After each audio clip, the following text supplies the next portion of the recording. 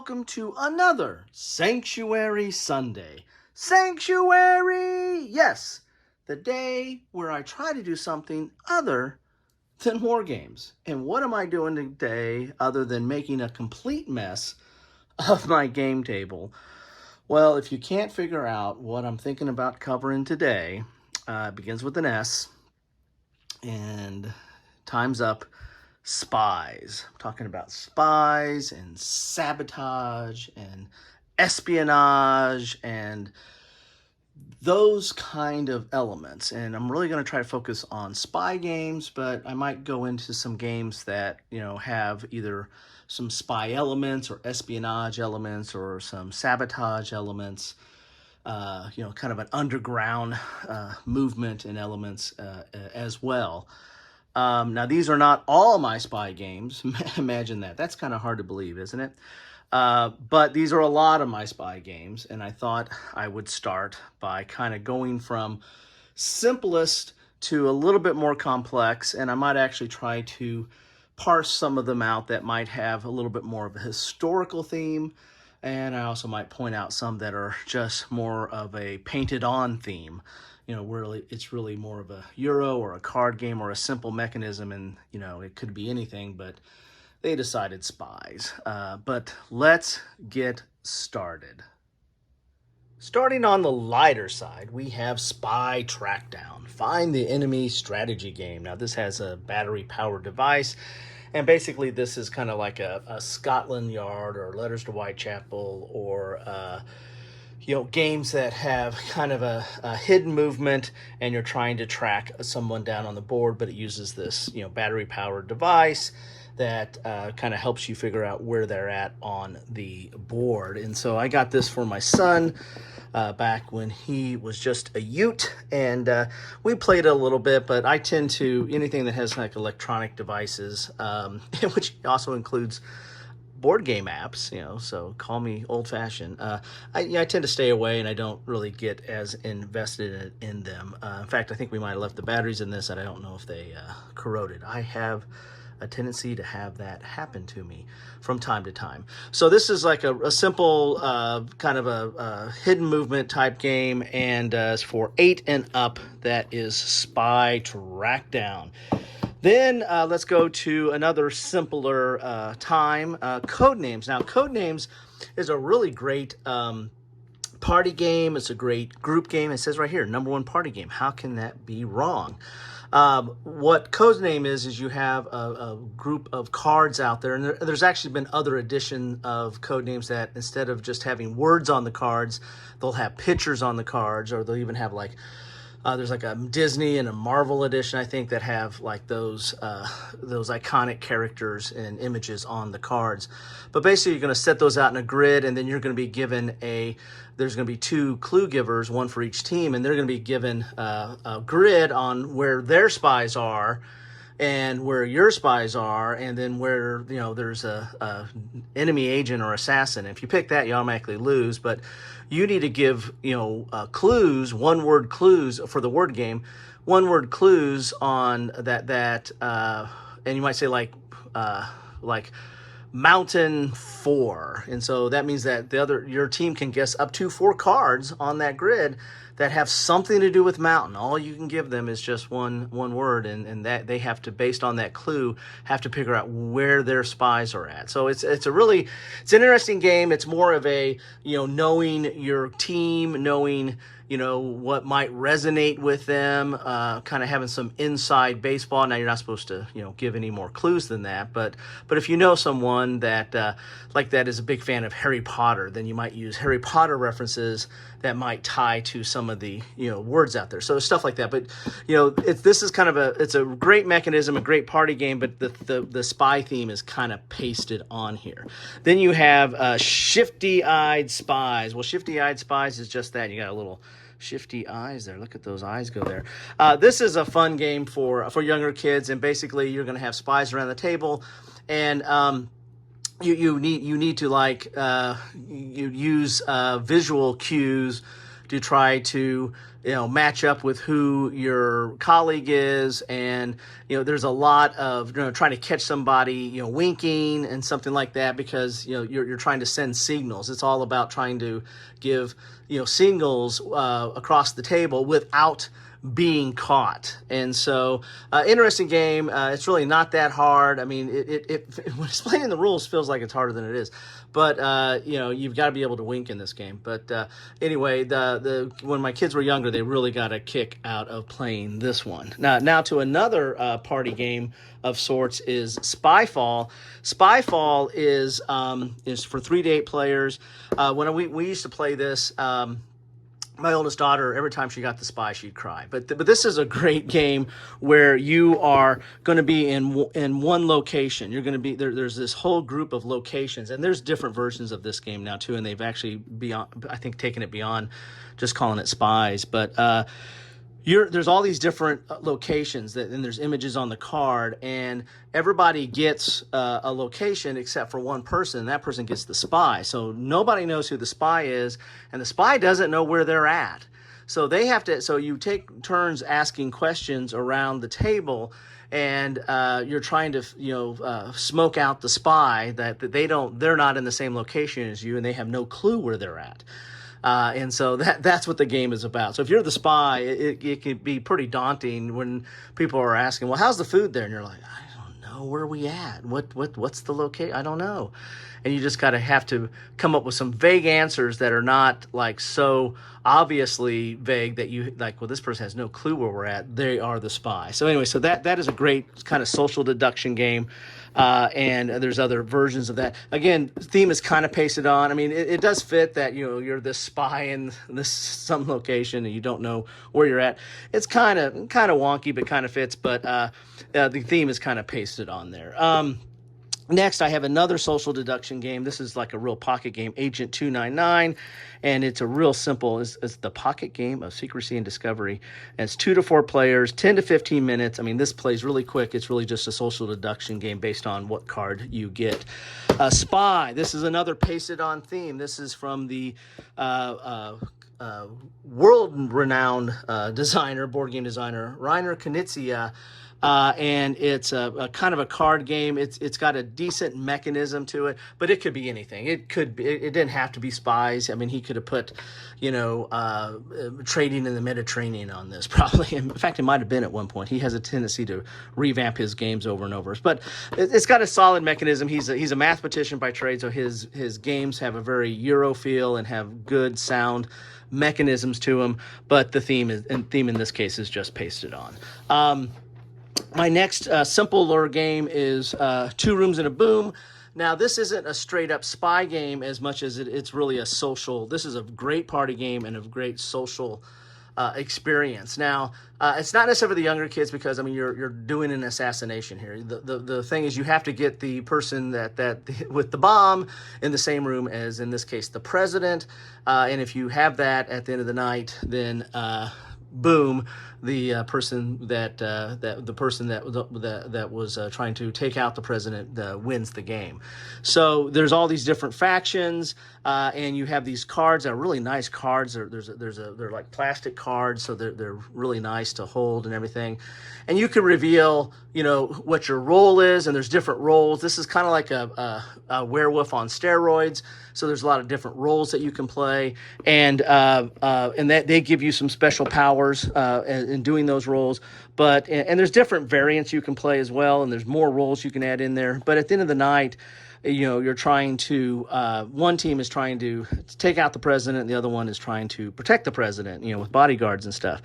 But as you can see here, the cards are really nice. I mean, they're really they're not super thick, but they're good, good quality plastic here. So there's going to be a blue team and a red team, and so you got your 2 teams that you're going to be on. But then there actually might be roles, like here, you are the red spy and stuff, and the blue team, and so there's different roles that you can take on, and it really is an interactive experience. I mean, you need to have a physical space to play this because you're going to separate. You're going to put there's going to be 2 rooms because it says 2 rooms on there, right? And so you're going to give everybody their card, explain the rules, and they can either reveal just what team they're on, or they can reveal like what role they have. And there's some rules to play on that, and some roles might have you have to disclose that and the like.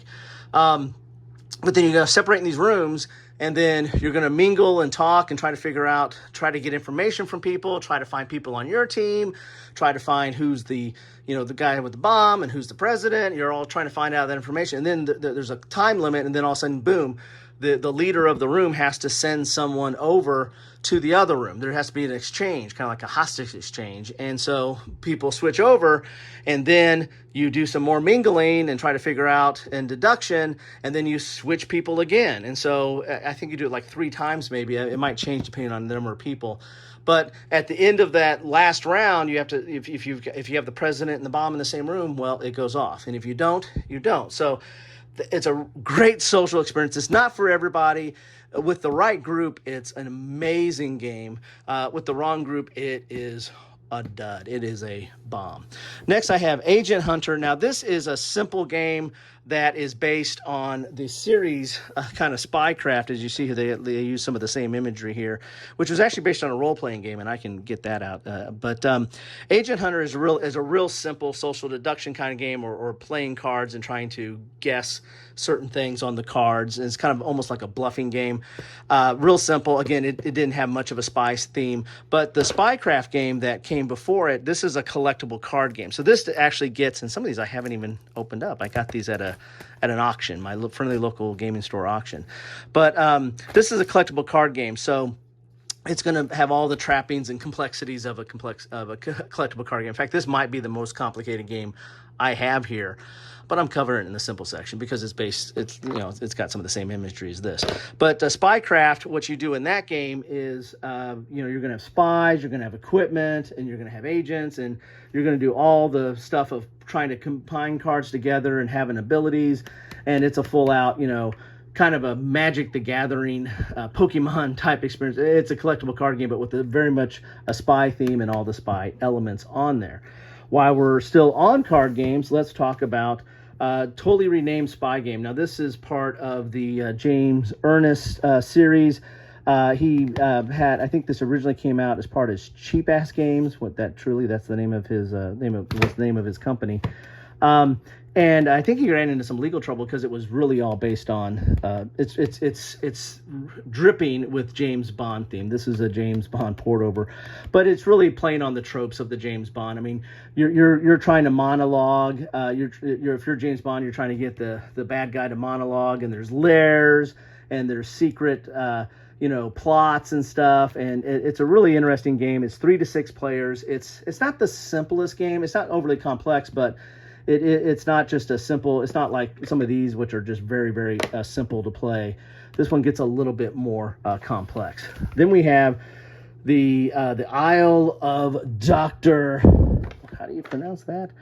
Necro. So this is something where this Dr. Necro, which is kind of like based on the old Dr. Was it Moreau or Mano? It was Marlon Brando, I think, played in. It was a weird movie, but this evil doctor, evil villain, has captured all the world scientists, and you have to go in as like a spy team and go rescue them.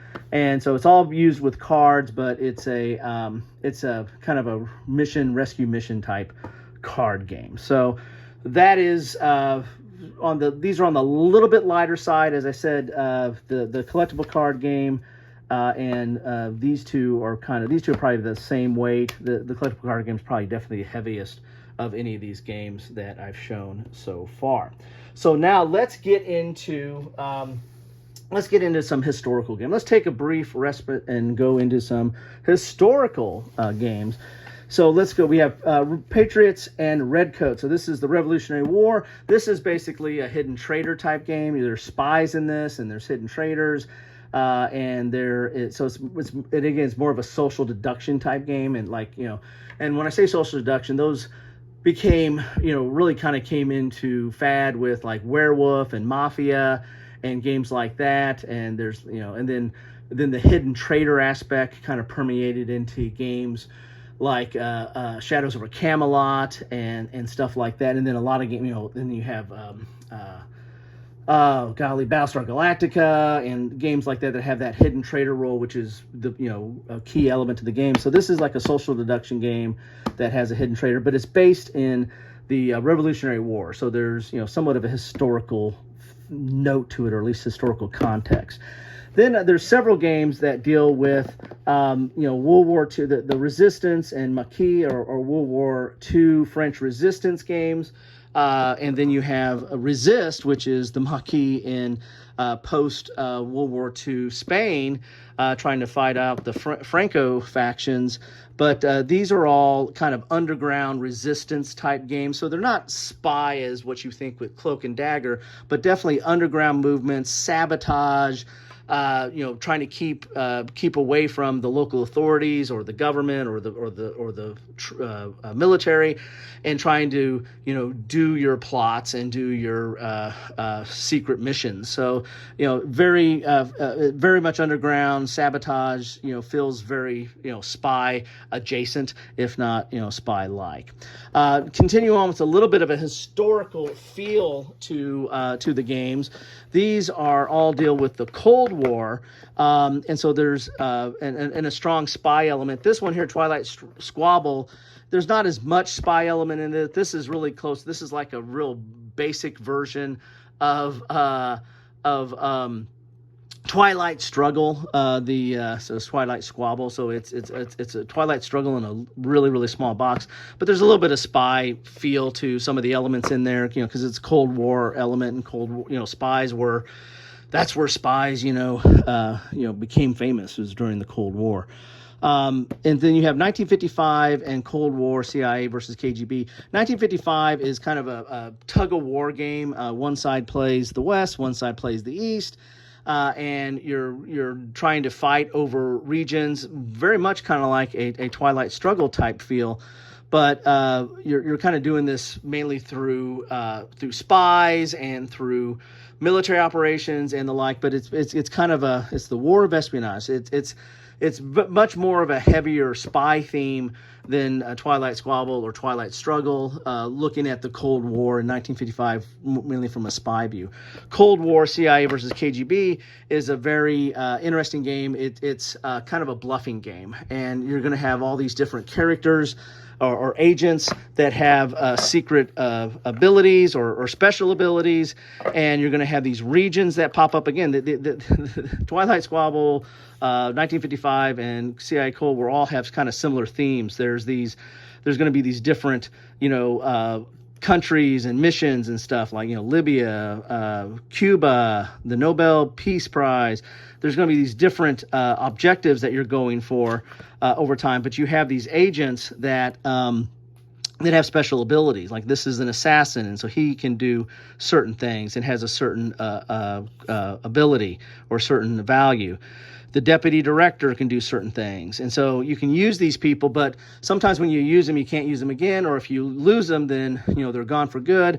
And, you have the CIA and you have the KGB, and the KGB they have similar, but I think there is some asymmetrical nature to some of this. I can't spend a while since I played it. It might just be straight up, we have the same characters, but different names. I have to look back at that. But this is kind of a bluff and tug of war, and trying to take over all these different objectives. So a very, very heavy spy theme set in the Cold War. So I have other games in this genre, but these three right here are very much post World War II Cold War type games that have quite a strong spy element to them.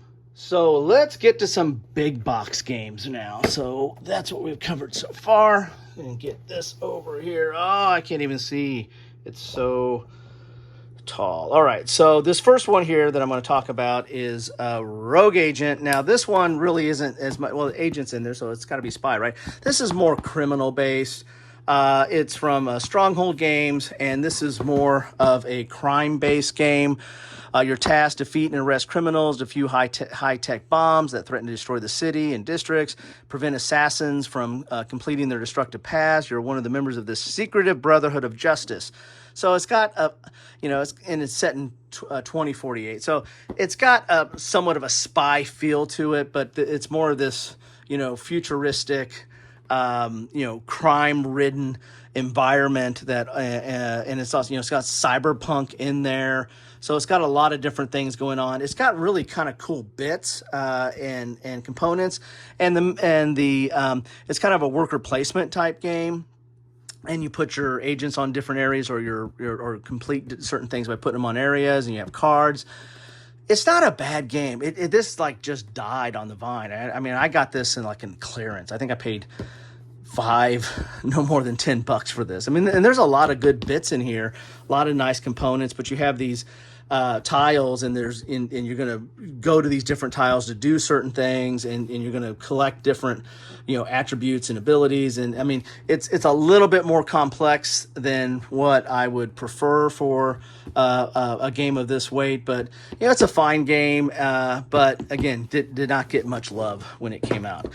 Spectre, I've done something recently on Spectre. This is basically Spectre the board game. This is James Bond in a box. Not really. It has some interesting mechanics.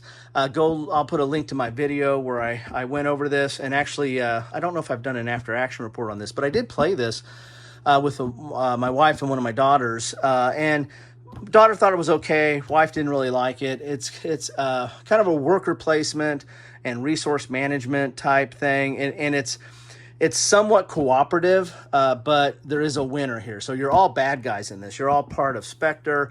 You're the bad guy. Bond is the good guy, and Bond's represented by this nice little poker chip here. And he's going to mess up. You're going to have all these different areas you're going to go to and do these master plans and try to, you're trying to become the #1 Spectre agent.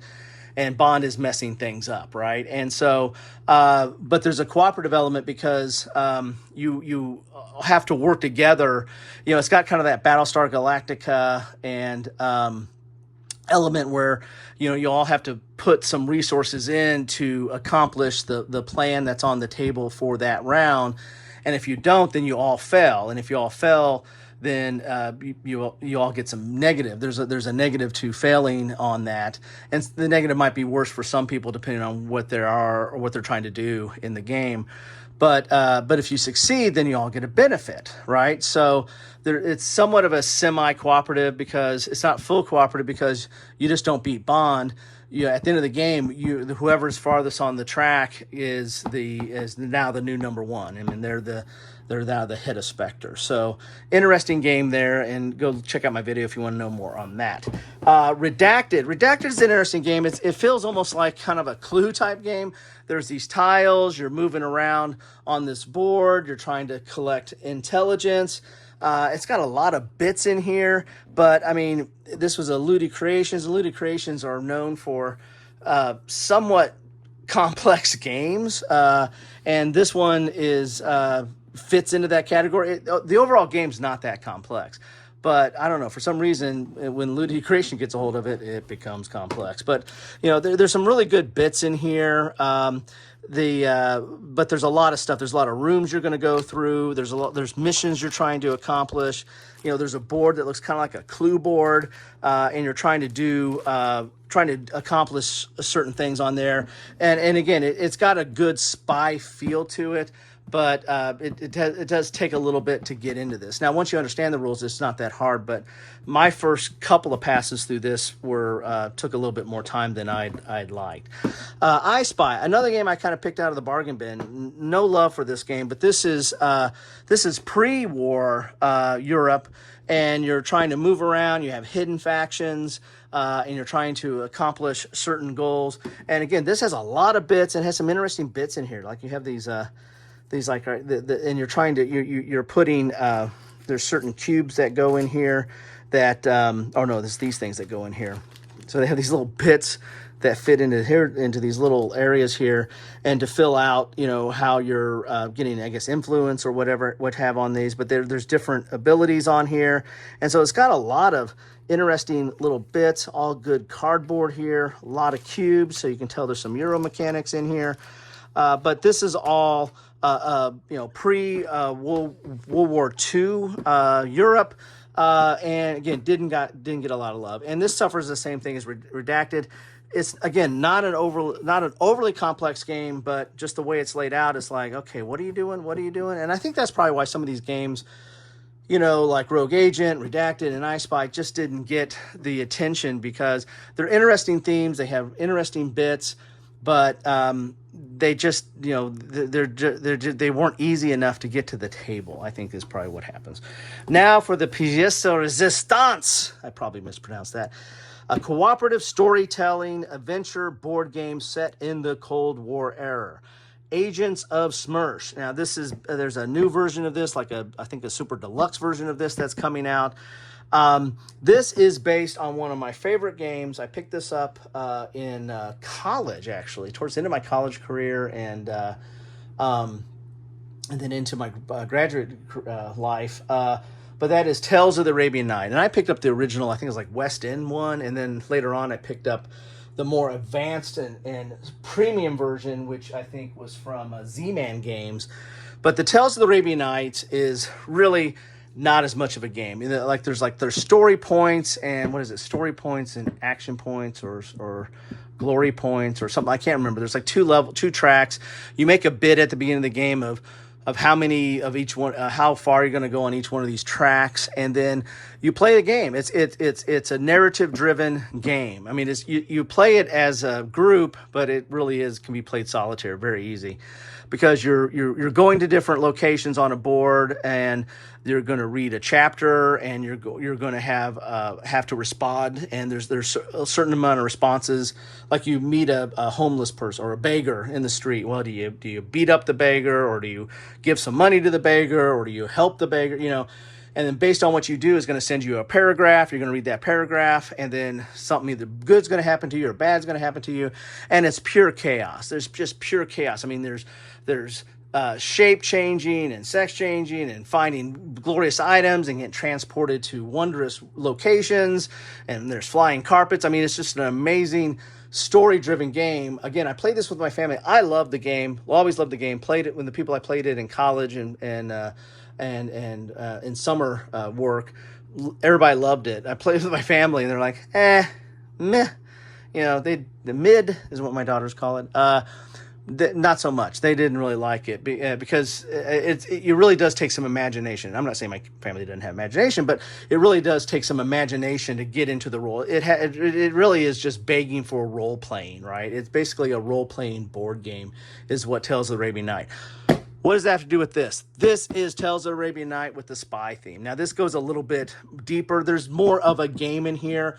There's this evil doctor you're trying to go after, and he's got henchmen running all over the place, and you're trying to foil his missions. And so there's more of a central theme. You're just not like running around, the world on a flying carpet and just seeing what happens to you at random. You're trying to accomplish certain things or trying to foil his plots and take out his henchmen or make sure you don't get taken out by his henchmen. So there's more of a focused game in this box. But it still has that same story driven mechanisms in the game, and so there is still quite a bit of chaos in this game because and the book of encounters is huge. This is one of the first spiral-bound games that I ever had. But you have all these encounters. I mean, there's just pages and pages of encounters, and you got to read it, and it tells you whether you're going to have like a skill check, and it's going to be pass or fail. And if you fail, well, something bad happens, or something not good happens to you. If you pass, well, something good happens to you, or something maybe not so bad happens to you. And so you're moving all around the world. In a very, very rich spy theme. I think it's Dr. Lobo is the guy who is your doctor here. And so, and then, he's going to advance on this track. And if he ever gets to 9, I mean, you lose.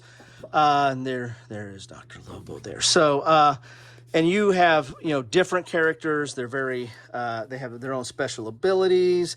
And they have these like spycraft, persuasion, deception, athletics, hand-to-hand. And those are things you're going to be doing skill checks and challenges throughout the game. There's going to be, locations that you go to. And there's all kinds of different characters in here. Again, I mean, this is Tales of the Arabian Night, but it's more focused. I mean, it definitely has a more focused theme to it, and you're going to be going all over the board here and going to different locations and flying around, and you see there's some airports there and the like. So if you like Tales of the Arabian Night, but you want to have a little bit more of a focus, and if you definitely want to have a spy theme, then this is it. So there you go. That is my Sanctuary Sunday, going over all the various spy games. Again, these aren't all of them. I think I might have said this on previous episodes of some of my shows, but I did work for the government for a brief period of time in a very well-known agency that might have been mentioned somewhere in all this talking here.